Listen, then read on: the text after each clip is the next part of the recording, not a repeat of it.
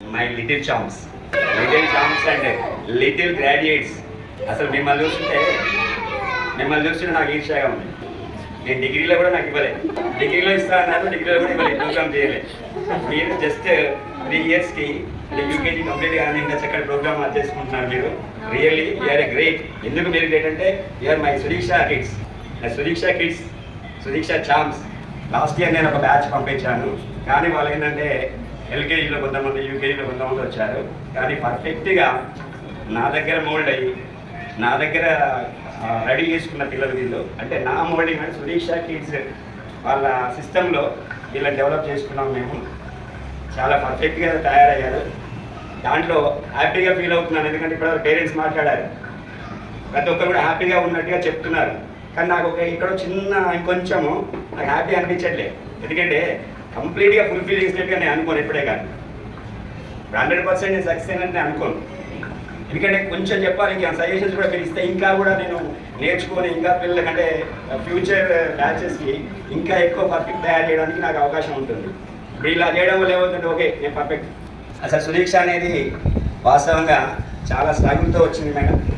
Sir అంటే మేము 2019లో just మేమేంటంటే వాస్తవం మా గురించి అనుకున్నాం ఇది. అంటే మా అమ్మాయి గురించి 2019లో ఆమె వేరే దగ్గర అంటే యాక్సిస్ బ్యాంక్లో జాబ్ చేస్తూ ఉండేది.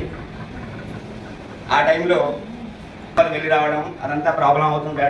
నాకు ఇక్కడ ఏదైనా చేస్తే బాగుంటుంది, మీరు ఏదైనా ప్లాన్ చేద్దాం, బిజినెస్ కానీ ఏదైనా ప్లాన్ చేద్దామనే ఆలోచన తనకు వచ్చింది. వచ్చినప్పుడు మేమేమనుకున్నామంటే ఏదైతే బాగుంటుంది అంటే ఎప్పుడే కానీ మనకు తెలిసిన ఫీల్డ్ అయితే బాగుంటుంది. అంటే ఇక్కడ తెలిసిన ఫీల్డ్ అంటే సార్ ముందు నా గురించి చెప్పాలి. నేను దాదాపుగా 90లో నా టీచింగ్ ఫీల్డ్ స్టార్ట్ చేశాను. నేను 1990లో నా టీచింగ్ ఫీల్డ్ స్టార్ట్ అయింది. అప్పుడు ఒక ప్రైవేట్ స్కూల్లో జస్ట్ 175 రూపీస్ ఇచ్చారు నాకు. అప్పుడు డిగ్రీ కంప్లీట్ అయిన తర్వాత నేను స్కూల్లో జాయిన్ అయితే నాకు ఇప్పుడు స్టార్ట్ చేస్తూ 2006 వరకు, అంటే తర్వాత ఓన్ స్కూల్ పెట్టాము. 2006 వరకు కూడా ఓన్ స్కూల్ మెయింటైన్ చేశాము. ఎందుకంటే మోత్కూర్లో. ఆ తర్వాత 2008లో నేను హైదరాబాద్ రావడం జరిగింది. పిల్లల ఎడ్యుకేషన్ గురించి హైదరాబాద్ వచ్చాను. వచ్చినప్పుడు ఎక్కడంటే శ్రీ చైతన్య కాలేజ్లో నేను అడ్మినిస్ట్రేషన్లో జాయిన్ అయ్యాను, రామంతపూర్ బ్రాంచ్లో. అప్పుడు నా శాలరీ చెప్పాలంటే అక్కడ నేను ప్రిన్సిపల్ని, ఒక 400-500 మెంబర్స్ ఉండేది, స్టూడెంట్స్ ఉండేది నాకు స్కూల్లో. ఇక్కడ వచ్చిన తర్వాత నాకు శాలరీ ఏంటంటే జస్ట్ 3500 నాకు 2008లో. ఆ తర్వాత అప్పటి నుండి నేనేంటంటే ఇంచుమించు ఇప్పుడు కూడా నేను కంటిన్యూ అవుతుందని చెప్పుకోవచ్చు. అంటే ఆ 3500 రూపీస్ తోటి ఆ రోజు నేను ఏమనుకున్నానంటే హైదరాబాద్లో సెట్ కావాలి. ఫస్ట్ బాబు 10th క్లాస్, పాప 8th క్లాస్. అంటే నాకు ఏదో ఒక బేస్ కావాలి, ఇక్కడ నేను నిలబడాలంటే నాకు ఏదో సపోర్ట్ కావాలి. కానీ నేను శాలరీ గురించి ఆలోచించాలి. ఇక్కడ శాలరీ కూడా ఇంపార్టెంట్ నాకు అప్పుడు. అంటే నాకు అవుట్ సోర్సెస్ ఏం లేవు, ఇంటి దగ్గర నుంచి ఏదో రావడం కానీ అవి ఏం లేవు. ఆ 3500 తోటే నేను ఫ్యామిలీకి ఎటాన్ చేసుకోవాలి. ఆ రకంగా సఫర్ అవుతూ చేస్తూ బాబు 10th క్లాస్ కంప్లీట్ అయింది, పాపది కంప్లీట్ అయింది. ఆ టైంలో కూడా నాకు సపోర్ట్ చేసిన వాళ్ళు ఉన్నారు. నేను తీసుకొచ్చి జాయిన్ చేసింది ఎక్కడ అంటే పిల్లల్ని జేజీఆర్ స్కూల్లో జాయిన్ చేశాను. మరి ప్రతి పేరెంట్ ఆలోచిస్తున్నాడు ఒక పెద్ద స్కూల్లో చేయాలి, ఒక పెద్దగా నేమ్ ఉన్న స్కూల్లో చేయాలని. నాకు అప్పుడు సజెషన్స్ ఇచ్చిండ్రు, ఎందుకంటే నేను చైతన్యలో పనిచేస్తున్నాను కాబట్టి నాకు సజెషన్స్ ఏమి ఇచ్చినట్టు ఒక మంచి స్కూల్లో జాయిన్ చేయండి సార్ అని చెప్పింది. నాకు లేదు ఇక్కడ, నేను ఫీజు కట్టే పరిస్థితిలో నేను లేను. ఇక్కడ ఉన్న విషయం మీతో షేర్ చేసుకోవాలి, మీరే నాకు ఫ్రెండ్స్ కాబట్టి మీతో షేర్ చేసుకోవాలని చేసుకుంటా. అయితే అక్కడ ఏంటంటే ఆ శాలరీలో జేజీఆర్ స్కూల్ గంగరాజు గారు, మీకు ఐడియా ఉండొచ్చు అనుకుంటా, బోడుప్పల్లోనే ఉంటుంది గంగరాజు స్కూల్. ఎంత మంచి పర్సన్ అంటే అంత మంచి పర్సన్ ఆయన దగ్గరికి వెళ్ళి సార్ సార్ నేను ఇట్లా చైతన్యంలో జాయిన్ అయ్యాను న్యూగా, నాకు ఇద్దరు పిల్లలు ఉన్నారు, బాబు 10th, పాప 8th, మరి ఏం సార్ పరిస్థితి అంటే మీరు ఎంత ఫీజు అని ఇవ్వండి సార్ పంపించేసేయండి అని చెప్పాడు. సరే ఎంత ఫీజు తీసుకున్నా నేను ఎంత ఇచ్చినా ఓకే. కాకపోతే ఆ ఇయర్ 10th క్లాస్లో మా బాబుకి 560 మార్క్స్ వచ్చినాయి. స్టార్టింగ్లో కూడా క్లాస్ ఫస్ట్ 560 మార్క్స్ వచ్చినాయి. అప్పటి వరకు ఆ స్కూల్ నేమ్ లేదు, అంటే ఫ్లెక్సీలో లేదు, ఎక్కడ నేమ్ లేదు. బాబుతోటి టాప్లో వచ్చింది స్కూల్ నేమ్, ఎంసెట్లో వచ్చేసి 2000 ర్యాంక్ వచ్చింది బాబుకి. అంతే ఎక్స్పీరియన్స్ అంతా నేను స్ట్రగుల్ అయ్యాను. అంటే ఎడ్యుకేషన్ ఫీల్డ్లో ఎలా ఉంటుంది నా పిల్లలతోటి బయట వాళ్ళతో అంతా స్ట్రగుల్ అవ్వకుంటూ ఎప్పుడైనా 2008 నుంచి 2019 వరకు అలా చైతన్యంలో చేశాను. ప్రైమరీ స్కూల్ తోటి అక్కడ సంబంధం ఉంది నాకు, మొత్తంలో రిలేషన్. ఇంటర్మీడియట్ కాలేజ్ తోటి ఇక్కడ రిలేషన్. ఇదంతా ఆలోచించేందంటే ప్లాన్ చేసుకున్నాం ఏం చేయాలి. ఫస్ట్ అయితే ఒక ప్లే స్కూల్ పెట్టాలి. అప్పటికి నా ఫ్రెండ్స్ ఉన్నారు, కాలేజ్ పెడదాం సార్, జూనియర్ కాలేజ్ పెడదాం, ఎక్స్పీరియన్స్ ఉంది కదా అంటే లేదు. ఎందుకంటే ఒకటి పెట్టి మనం ఫెయిల్ కావడం అనేది ఉండదు. ఇంకోటి ఏంటంటే జూనియర్ కాలేజ్ చాలామంది పెడుతున్నారు. ఈ ఏరియా ప్లే స్కూల్స్ అనేది ఎట్లా ఉంది అని ఒక నెల రోజులు తిరిగినాం సార్, నేను మా పాప ఇద్దరం కలిసి తిరిగి మొత్తం తెలుసుకున్నాం. ఫీజెస్ ఏంటి, అసలు పరిస్థితి ఏంటి, ఎట్లా ఉంది, ఎడ్యుకేషన్ ఎట్లా ఉంది అన్నీ తెలుసుకున్నాం.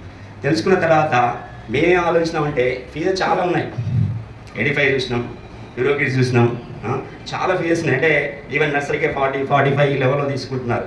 అంటే మేమేం చేసినామంటే మిడిల్ క్లాస్ పేరెంట్స్కి యూజ్గా ఉండాలి అని అప్పుడు ఫస్ట్లో ఎన్ఐఎన్ కాలేజ్లో 2019లో స్టార్ట్ చేసినాం నేను. అప్పుడు ఫీజు ఏంటంటే నర్సరీ వాళ్ళకి జస్ట్ 22,000 అనుకుంటాను. 22, 24, 26. Nursery 22, LKG 24, UKG 26. సార్ ఆ సరౌండింగ్స్లో మొత్తం ఉన్నాయి స్కూల్స్. అంటే నాకున్న కాన్ఫిడెన్స్ తోటి నేనేం చేసినట్టే వాటి మధ్యలోనే పెట్టాను. అక్కడ ఎడిఫై ఉంది, యూరోకిడ్స్ ఉంది, తర్వాత ఇంకేదో ఉన్నాయి, సమ్ స్కూల్స్ సరౌండింగ్స్ మొత్తం ఉన్నాయి. అయినా కానీ ఆ కాన్ఫిడెన్స్ తోటి పెట్టినాము. అదే కాన్ఫిడెన్స్ తోటి మాకున్న ఎక్స్పీరియన్స్ తోటి వర్క్ చేసుకున్నాము. అక్కడ మంచి సక్సెస్ వచ్చింది, మంచి సక్సెస్ తీసుకొచ్చినాం. ఫస్ట్ ఇయర్ మాకు 20-25 మెంబర్స్ వచ్చారు అక్కడ. ఆ తర్వాత నెక్స్ట్ ఇయర్కి ఎదురు చూడలేదు, 60-70 మెంబర్స్ వచ్చారు. అది కంటిన్యూ అవుతుంది. తర్వాత నాకు 2022లో ఇక్కడ ఈ ఏరియాలో మనకు మంచి స్కూల్ కావాలి. నేను ఇక్కడ ఈ ఏరియా వచ్చి బిల్డింగ్ తీసుకున్నాము కూడా 20లో తీసుకున్నాను. నేను 22లో ఒక ఆలోచన వచ్చింది. అంటే ఈ ఏరియాలో కూడా ఒక మంచి స్కూల్ అయితే లేదు, పేరెంట్స్ ఇబ్బంది పడుతున్నారు. అంటే ఒక మంచి స్కూల్, అంటే ఈ కిండర్ గార్డెన్ స్కూల్ ఒక చిన్న స్కూల్ అయితే ప్లాన్ చేసుకోవాలనే ఆలోచనతో 22లో ఇక్కడ స్టార్ట్ చేసినాం సార్. ఇక తర్వాత మీకు తెలిసిందే, మాకు స్టార్టింగ్లో మాకు సపోర్ట్ చేసిన పేరెంట్స్ మీరంతా. వైష్ణవి మాకు ఫస్ట్ అడ్మిషన్. ఆ టైంలో మమ్మల్ని నమ్మడానికి చాలా ఇబ్బంది పడ్డారు. కాకపోతే నాకున్న అనుభవంతో, నా మాటలో, లేకపోతే నేను కన్విన్స్ చేసుకున్న విధానం, అంటే ఎందుకంటే నాకున్న ఎక్స్పీరియన్స్ పేరెంట్స్ కన్విన్స్ చేసుకోవడానికి యూజ్ అవుతున్నారు. అది మేము మాట్లాడే విధానాన్ని బట్టి వాళ్ళైతే దాదాపు నాకు సపోర్ట్ చేశారు. స్టార్టింగ్ నాకు స్టూడెంట్స్ వచ్చేసి 14 మెంబర్స్, ఆ తర్వాత నెక్స్ట్ టైం వచ్చేసి 60 మెంబర్స్.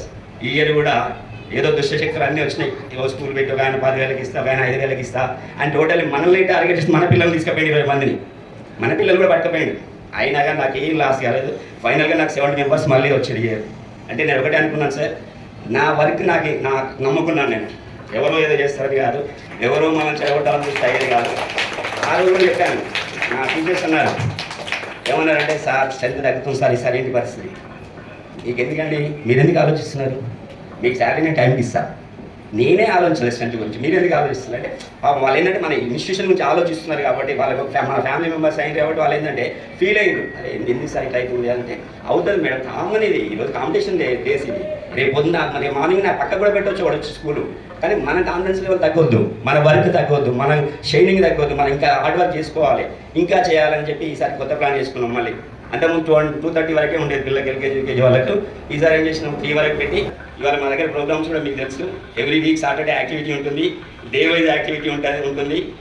జీకే దాదాపు జీకేలో అసెంబ్లీలోనే జీకే ఒక 10 to 15 minutes జీకే పెట్టాము మేము, మీరు తెలుసు మీకు. ఇంకోటి ఏంటంటే ఎవ్రీ ఫ్రైడే రివిజన్ టెస్ట్ పెడుతుంటాం సార్. మీరు ఏదైనా చేసుకుంటారు, నేను ఛాలెంజ్ చెప్తున్నా.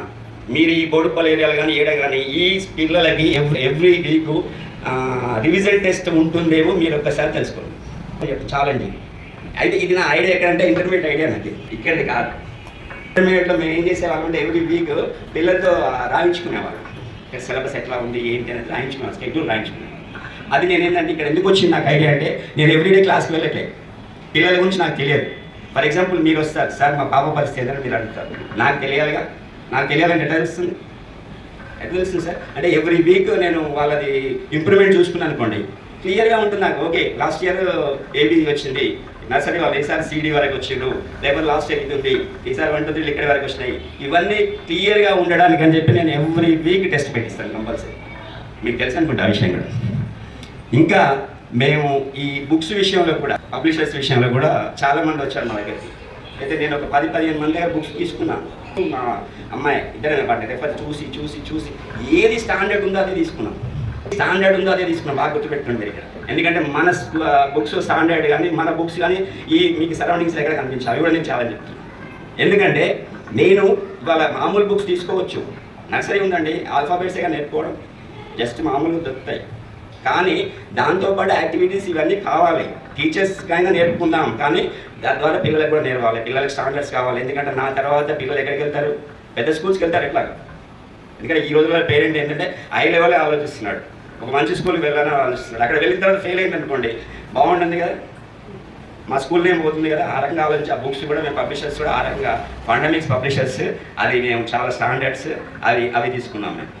అంటే ఒకటి సార్, మేము ప్రతి నిమిషం కూడా మీ గురించి, మీ పిల్లల గురించి మేము ఆలోచిస్తున్నాం. దట్టు ఎందుకంటే నా పిల్లలు సక్సెస్ అయ్యిండ్రు, అది కూడా ఉంది కదా. నా పిల్లల్ని ఎట్లా చేస్తే సక్సెస్ అయ్యిండ్రు అంటే ఎదుటి వాళ్ళ పిల్లలు కూడా ఆ రకంగా సక్సెస్ అయినప్పుడే మనం హ్యాపీగా ఫీల్ అవుతాం. వాళ్ళే కాదు, మనం కూడా హ్యాపీగా ఫీల్ అవుతాం. అంతే తప్ప ఇవాళ నేను ఏదో ఫీజు తీసుకోవాలి, ఏదో వస్తున్నారు పోతున్నారు చెప్తున్నాము, ఇది కాదు. టైం అయిపోతుంది, టైం పాస్ చేస్తున్నాం అనేది అయితే నాకు ఎట్టి బస్సులో లేదు.